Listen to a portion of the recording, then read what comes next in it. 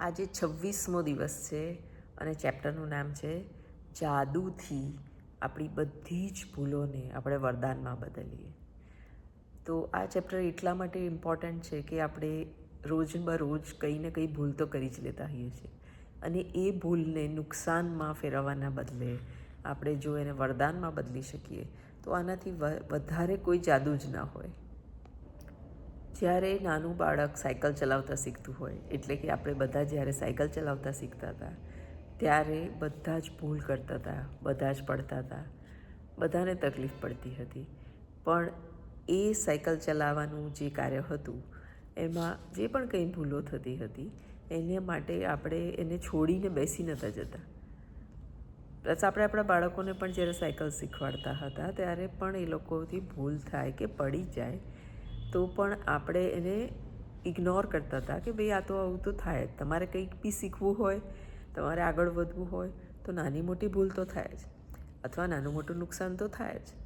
તો એ જ વસ્તુ આપણે જ્યારે મોટા થઈ જઈએ છીએ ત્યારે એ વસ્તુ અપ્લાય નથી કરતા, અથવા આપણા ઘરમાં જે મોટા બાળકો થઈ ગયા હોય છે એમને પણ આપણે અપ્લાય કરવા નથી દેતા. તો ભૂલમાંથી શીખવાનું છે અને એને ભૂલને વરદાનમાં કેવી રીતે બદલવાનું છે આજના ચેપ્ટરમાં રોન્ડા બર્ન આપણને એ શીખવાડશે. હવે જ્યારે નાના હતા ત્યારે આપણી ઉપર આપણા મમ્મી પપ્પા હતા, અને આપણી ભૂલ થાય તો એ લોકો કશો વાંધો નહીં, ભૂલ તો થાય, અને ફરીથી આપણને એ જ કાર્યમાં એ લોકો કરવા માટે પ્રેરિત કરતા. પણ જ્યારે આપણે પોતે અત્યારે આ ઉંમરે ભૂલ કરીએ છીએ અને ત્યારે આપણે એ ભૂલને એક એટલી મોટી સજા આપી દઈએ છીએ કે આપણે પોતાને જ આગળ વધવા માટે રોકી દઈએ છીએ. આપણે પોતાને ક્યારેય એવું નથી કહેતા કે કશું વાંધો નહીં, એવું તો થાય, આગળ વધો. આપણે જ પોતે જ સ્ટોપ થઈ જઈએ છીએ, અને એટલા માટે જ આપણે જ્યાં સ્ટોપ થઈ જઈએ છીએ ત્યાંના ત્યાં જ રહી જઈએ છીએ. અને એટલા માટે જ કોઈ વરદાન કે કોઈ મેજિક આપણી સાથે નથી થતું. નાની મોટી ભૂલ અથવા પ્રયત્ન કરતી વખતે થોડો કષ્ટ પડે એ બધું એક પાર્ટ ઓફ ધ જર્ની છે, એટલે એને ઇગ્નોર કરીને આપણે આગળ વધવાનું છે. બીજી વસ્તુ, આપણે જ્યારે મોટા થઈ જઈએ છીએ ત્યારે આપણે આપણી ભૂલ માનવા તૈયાર નથી હોતા, અને આપણી ભૂલ નથી અને બીજાની ભૂલ છે એને સાબિત કરવા માટે આપણે તર્ક વિતર્ક કર્યા કરીએ છીએ. પણ જો મારી ભૂલ છે, મને ખબર જ છે, તો મારે એ ભૂલને એક્સેપ્ટ કરવાની છે, કબૂલ કરવાની છે, અને એક પ્રેક્ટિસ કર્યા પછી તમને એક નવા વિચારો આવશે. જ્યાં સુધી તમે તમારી ભૂલને સ્વીકાર નહીં કરો ત્યાં સુધી એ ભૂલ મેં નથી કરી એવું મગજમાં રાખીને તમે નવી દિશામાં આગળ નહીં વધી શકો.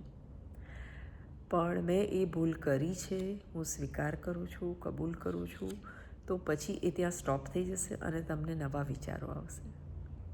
તો બુકમાં એક એક્ઝામ્પલ આપેલો છે કે તમે જ્યારે હાઈ સ્પીડ ગાડીમાં ચલાવે છે, એટલે સ્પીડની લિમિટ હોય છે ફોરેન કન્ટ્રીઝમાં, અને બુક ફોરેન ઓથરે લખી છે એટલે એમણે આ એક્ઝામ્પલ આપ્યો છે કે હાઈ સ્પીડ લિમિટ ચલાવવામાં પોલીસ એમને ચલાન આપે છે. તો પોલીસની ભૂલ શોધવાનું આપણે બધાનો પ્રયત્ન કરતા હોઈએ છીએ કે પોલીસ જાડીઓમાં સંતાઈને ઊભી હતી ને એટલે મને ના દેખાઈ, પોલીસ રડાર ગન રાખે છે ને એટલે આપણે પકડાઈ ગયા.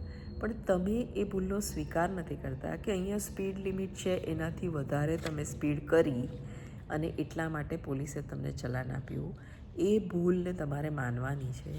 એની જગ્યાએ આપણે એવું કહીએ છીએ કે પોલીસ સંતાઈને ઊભી હતી, પોલીસ રડાર ગન રાખે છે, તો પછી આપણે એ જે ભૂલો છે એ ભૂલો જ કર્યા કરીશું અને ભૂલને સ્વીકારીશું તો એમાંથી આગળ વધીશું. તો ભૂલને કેવી રીતે સ્વીકારવાની અથવા ભૂલને વરદાનમાં કેવી રીતે ફેરવવાની એ જ આ ચેપ્ટરમાં આપણે શીખવાનું છે. જો આપણે ભૂલને સ્વીકાર નહીં કરીએ અને મારી ભૂલ નથી, મારી ભૂલ નથી ને બીજાની ભૂલ જ છે, એ આપણે અંદરનું મનને તો ખબર જ છે મારી ભૂલ છે, પણ આપણે એ બીજા ઉપર થોપવા જ્યારે જઈએ છીએ ત્યારે આપણે આપણી ભૂલમાંથી કશું જ નથી શીખી શકતા અને ફરીને ફરી એ ભૂલ કરીએ છીએ. એટલે લેખક એટલે રોન્ડા બર્ન એમ કહે છે કે તમારે ભૂલનો સ્વીકાર કરો. પહેલાં સ્વીકાર કરશો એટલે તમારું મગજ એ ભૂલમાંથી શીખવા પણ તૈયાર થશે. કોઈ પણ ભૂલ ભલે થઈ હોય પણ એ ભૂલમાંથી શીખવાનું કંઈક ને કંઈક તો હોય જ છે. એ આપણા વડીલો પણ કહેતા હતા કે ભૂલ થઈ તો વાંધો નહીં, પણ તું શીખ્યો શું? એ જ વસ્તુ આ બુકમાં છે કે ભૂલ થાય, પણ જો તમે એમાંથી કંઈ શીખો નહીં તો તમારી એ ભૂલ પણ નકામી, તમારો સમય પણ નકામો. આજની એક્સરસાઇઝમાં તમારે એ ભૂલ શોધી કાઢવાની છે જે તમને હજી યાદ છે, અને એ ભૂલ ઉપર તમારે હોમવર્ક કરવાનું છે.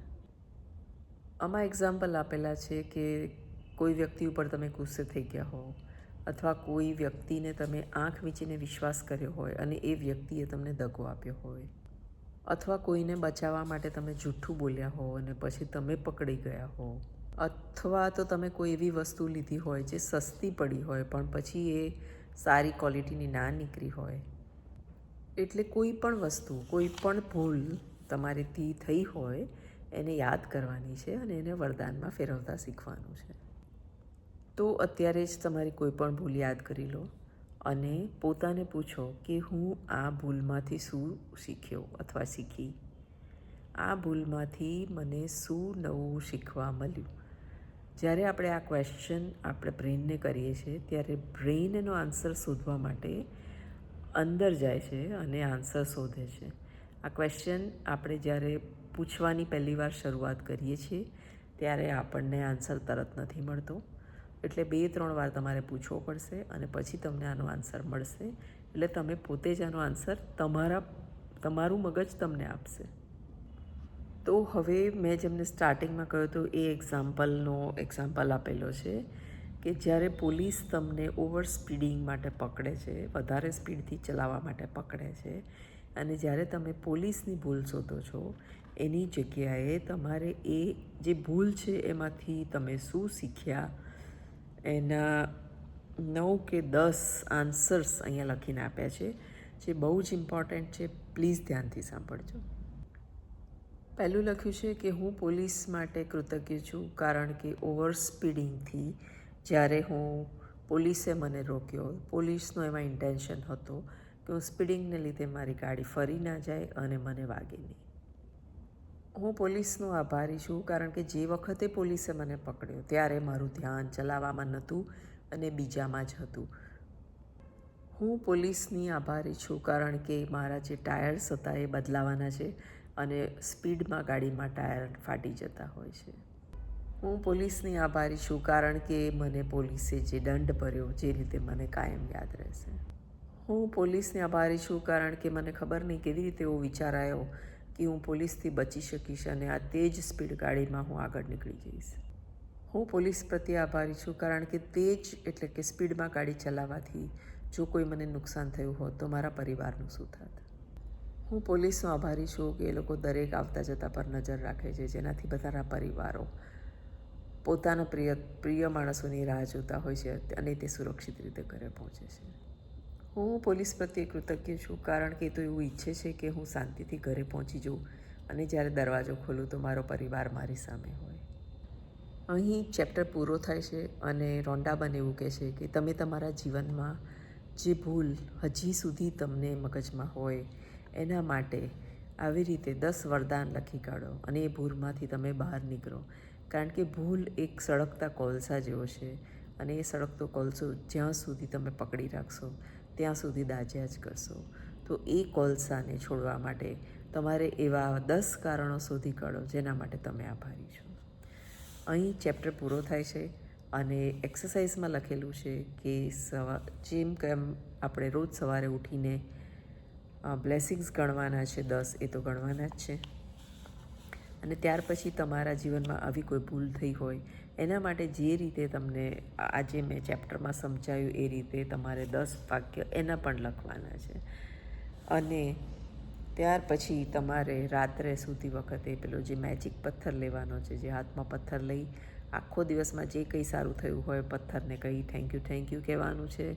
અને છેલ્લે સૌથી સારું જે તમારી સાથે થયું હોય એને થેન્ક યુ કહેતા તમારે સૂઈ જવાનું છે.